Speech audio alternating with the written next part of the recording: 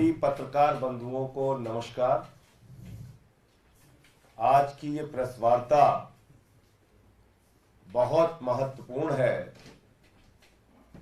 इसलिए कि कैसे एक 3 बार से निर्वाचित, प्रचंड बहुमत से निर्वाचित दिल्ली के मुख्यमंत्री को देश की मोदी सरकार जेल में हिटलर शाही की तरह रखना चाहती है।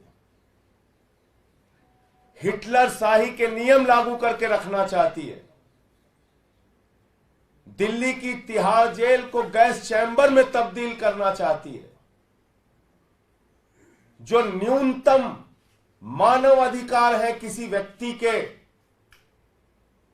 जो न्यूनतम अधिकार बड़े से बड़े अधिकारियों को, अपराधियों को भी दिए गए हैं, बड़े से बड़े खूंखार अपराधियों को भी दिए गए हैं। बड़े से बड़े खूंखार अपराधी भी अपने परिवार से बात कर सकते हैं, अपने वकीलों से भी बात कर सकते हैं।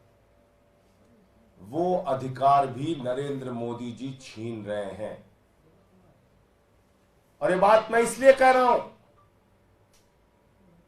कि अभी 2 दिन पहले अपने वकील से मुलाकात की अरविंद जी ने, और उस मुलाकात के दौरान उन्होंने एक संदेश भेजा कि जो चुने हुए विधायक हैं, जिसको दिल्ली की जनता ने चुना है, वो अपने क्षेत्र में जाए, प्रतिदिन अपने क्षेत्र में जाए, जनता की समस्याओं को सुने और उसका समाधान करें। इसमें क्या गलत बात है? मतलब जनता की समस्याओं को सुने और उसका समाधान करें। ये एक मुख्यमंत्री संदेश नहीं देगा तो कौन देगा? और इस संदेश मात्र के ऊपर उनके खिलाफ इंक्वायरी बिठा दी गई है। इसकी जांच कराई जा रही है और यह धमकी दी जा रही है कि आपकी पारिवारिक मुलाकात, यानी आपकी जो अपने परिवार से मुलाकात होती है, वो भी बंद हो जाएगी। अपने वकील से जो आपकी मुलाकात होती है वो भी बंद हो जाएगी। कितनी खतरनाक बात है, जरा सोचिएगा। अरविंद केजरीवाल जेल में रह के अपने परिवार का हालचाल नहीं ले सकते। अरविंद केजरीवाल जेल में रहकर अपने बीमार बूढ़े मां बाप का हालचाल नहीं ले सकते। उनके बारे में जानकारी नहीं ले सकते कि उनकी तबीयत कैसी है, ठीक है कि नहीं है। अरविंद केजरीवाल अपने वकीलों से अगर बात नहीं करेंगे तो अपना केस लड़ेंगे कैसे? किस जुर्म की सजा दे रहे हो आप अरविंद केजरीवाल को? यह कि उन्होंने दिल्ली के 2 करोड़ लोगों की सेवा की, यहां के बच्चों को अच्छी शिक्षा देने का काम किया, मुफ्त बिजली, मुफ्त पानी, मुफ्त बस की यात्रा, मुफ्त तीर्थ यात्रा, बुजुर्गों के चेहरे पे खुशी लाने का काम किया, माताओं बहनों को 1000 रुपए की आर्थिक सहायता देने की घोषणा की। यह उनका अपराध है और इसके कारण आप उनको सजा देना चाहते हैं। लीगल मुलाकात होती है तो आप जान के हैरान हो जाएंगे, 8-10 पुलिस वाले उस लीगल मुलाकात में उनको घेरे खड़े रहते हैं। बताइए दुनिया के किस नियम में लिखा हुआ है? वकील से अगर बात करेगा उसका मुवक्किल, तो उस दौरान उसकी बातचीत को कोई सुन नहीं सकता। यह जेल का नियम है। कहीं भी, सिर्फ दिल्ली की बात नहीं कर रहा हूं, कहीं भी वकील और जो आरोपी है उसके बीच की बातचीत को कोई सुन नहीं सकता। यह कानूनी प्रावधान है और बावजूद इसके आप 8-10 पुलिस वालों को अगल बगल खड़ा कर देते हैं। तो आप करना क्या चाह रहे हैं? क्या दिल्ली की तिहाड़ जेल को आप हिटलर के गैस चैम्बर में तब्दील करना चाहते हैं? क्या दिल्ली की तिहाड़ जेल को आप यातना घर के रूप में तब्दील करना चाहते हैं? एक मुख्यमंत्री दिल्ली की जनता की सेवा के लिए अपने विधायकों को संदेश नहीं भेज सकता कि भाई उनकी समस्याएं सुनो और समाधान करो? आप अरविंद केजरीवाल को इमोशनली तोड़ना चाहते हैं। आप अरविंद केजरीवाल को यातनाएं देकर झुकाना चाहते हैं। आप अरविंद केजरीवाल को तोड़ने की कोशिश जो कर रहे हैं वो कोशिश नाकाम रहेगी। अरविंद केजरीवाल टूटेगा नहीं, याद रखिएगा। मोदी जी याद रखिएगा, इन यातनाओं से कुछ फर्क पड़ने वाला नहीं है। अरविंद केजरीवाल टूटेगा नहीं, लेकिन इसका एक एक जवाब दिल्ली की महान जनता आपसे लेगी। दिल्ली के 2 करोड़ लोग आपसे जवाब लेंगे इसका। हमने तो कहा है कि जेल का जवाब वोट से दीजिए, इन यातनाओं का जवाब वोट से दीजिए, और पूरे देश की जनता ये जो आप कर रहे हैं इसका जवाब अपने वोट की ताकत से देगी। आपका कोई प्रश्न हो तो आप पूछ सकते हैं। आज आप तिहाड़ जेल मिलने जाने वाले थे, क्या राहत समय दिया गया, परिवर्तन हुआ है क्या पूरा मामला? उसमें कोई नया समय दिया गया है, लेकिन ये बड़ी हास्यास्पद बात है कि एक मुख्यमंत्री को और दिल्ली के एक सांसद को मुलाकात करने के लिए टोकन नंबर अलॉट कर दिया गया। भाई टोकन नंबर जब आपने अलॉट कर दिया तो उसके बाद मुलाकात कैसे कैंसिल कर सकते हैं? टोकन नंबर तो आपने दे दिया। इसीलिए मैं कह रहा हूं, जेल के अधिकारी अपनी ओर से काम नहीं कर रहे हैं, मोदी सरकार के दबाव में काम कर रहे हैं। मोदी सरकार के दबाव में काम कर रहे हैं। तो आपने टोकन नंबर दे दिया और फिर आपने कैंसिल कर दिया। एक मुख्यमंत्री पंजाब के, एक सांसद दिल्ली के सामान्य तरीके से एक 3 बार के निर्वाचित मुख्यमंत्री से मिलना चाहते हैं। उनकी मुलाकात के लिए पहले जेल प्रशासन ने हमको टोकन नंबर अलॉट कर दिया कि आपको मुलाकात आज की तारीख में कराई जाएगी, और फिर उस मुलाकात को कैंसिल कर दिया। ये कितना बड़ा सवाल खड़ा करता है अपने बारे में, आप सोच सकते हैं। ये कितना बड़ा सवाल खड़ा करता है अपने आप में, इसका आप मूल्यांकन कर सकते हैं। जांच बिठाई जा रही है, ये कौन सी, इसके बारे में बता दीजिए। जांच की बात कहां से आई है, कि किस बात को लेकर के जांच और कहां से आई है? कि आपने अपने वकील के माध्यम से दिल्ली के लोगों की सेवा करने का संदेश भेजने का गुनाह कैसे कर दिया? आपके विधायक जनता के बीच में जाएं और जनता की सेवा करें और उनके समस्याओं का समाधान करें, ये संदेश देने का गुनाह क्यों कर दिया? इसके कारण से आपके खिलाफ जांच होगी और आपकी मुलाकात कैंसिल कर दी जाएगी। ये मोदी सरकार की धमकी है कि आपकी मुलाकात जो परिवार से होती है और वकील से होती है वो कैंसिल कर दी जाएगी। यानी जेल से सरकार चलाने जो आप कह रहे थे, आपको लग रहा है कि उसमें दिक्कत आ रही है अगर इस तरह जांच के आदेश दिए गए? अरे भाई, जो जेल के नियम के विरुद्ध आप काम करेंगे तो हम आपके बीच में बताएंगे उन सारी चीजों को, और उसकी जो कानूनी लड़ाई लड़नी है वो हमारे वकील उसके बारे में तय करेंगे। बीजेपी का ये कहना है कि जब कल हाईकोर्ट ने सारी दलीलें आपकी जो कोर्ट में देते हैं, बाहर देते हैं, जब खारिज कर दी, तो अब तो नैतिकता के आधार पर आपको इस्तीफा दे देना चाहिए अरविंद केजरीवाल। किसको? मणिपुर वाले मुख्यमंत्री को, कि अजय मिश्रा को, कि पहलवान बेटियों को जो न्याय नहीं दिया उसको? किसको इस्तीफा देना चाहिए? कि 70,000 करोड़ के सिंचाई घोटाले का जिस पे आरोप लगाया उस अजीत पवार को, छगन भुजबल को, हसन मुशर्रफ को, किसको इस्तीफा देना चाहिए? लीडर ऑफ अपोजिशन शुभेंदु अधिकारी को, कि हेमंत विश्व शर्मा को, जिसके ऊपर शारदा स्कैम और वाटर घोटाले का आरोप लगाया? जमीन घोटाले में जो नारायण राणे शामिल है उसको इस्तीफा देना चाहिए। नैतिकता आप केजरीवाल को सिखा रहे हैं।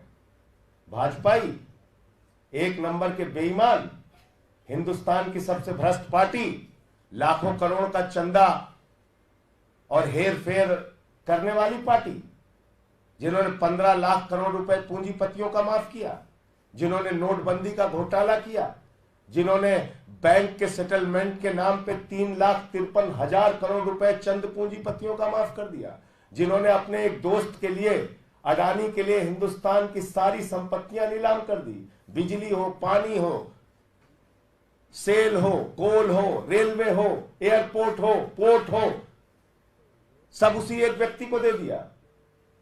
वो हमें नैतिकता सिखा रहे हैं।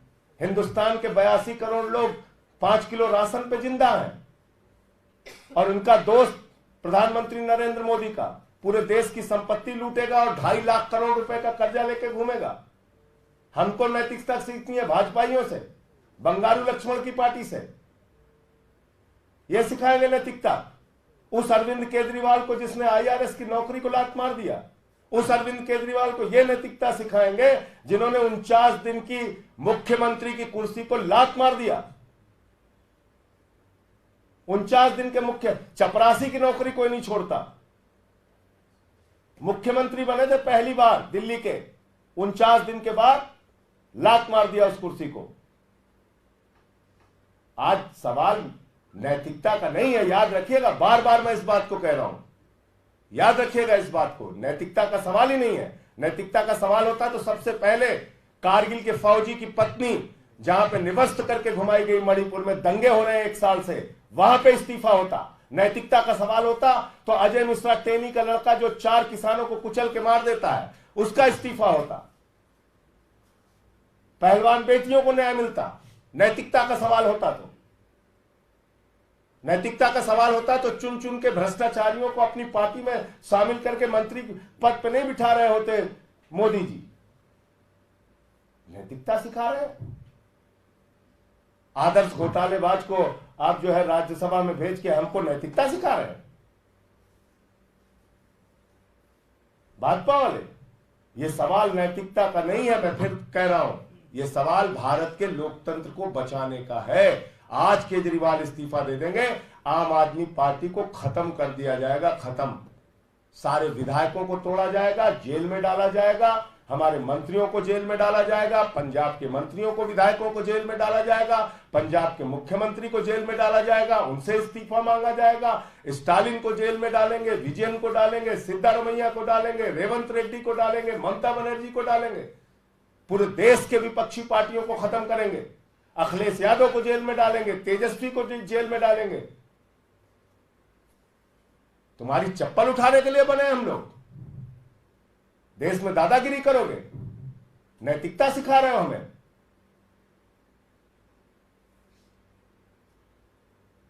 उत्तर भारत के बड़े बड़े नेताओं को, एक आदिवासी नेता को, हेमंत सोरेन को आपने जेल में डाल दिया, अरविंद केजरीवाल को पकड़ के जेल में डाल दिया। कल को सारे विपक्षी नेताओं को 4 फर्जी मुकदमे लगाओ, जेल में डालो, फिर नैतिकता पे बता रहे हो। और उत्तर भारत के लोग इस चीज को देख रहे हैं कि कैसे टारगेट कर करके एक एक नेता को जेल में डाला जा रहा है। हम लोग चप्पल उठाने के लिए बने हैं। संजय भाई, आपके पंजाब के कुछ सांसद हैं और एक रिपोर्ट सामने आई बता रही है कि आपके ये सांसद जब पूरे पार्टी के सभी नेता अरविंद केजरीवाल के समर्थन में तस्वीरें बदल रहे थे, प्रोफाइल लगा रहे थे, आपके राज्यसभा के सांसद जिसमें हरभजन सिंह से लेकर के बाकी तमाम वो हैं, कोई एक अब तक सोशल मीडिया छोड़िए पब्लिक प्लेटफॉर्म पर भी केजरीवाल के समर्थन में नहीं आया है। क्या ये सांसद पार्टी के साथ हैं भी?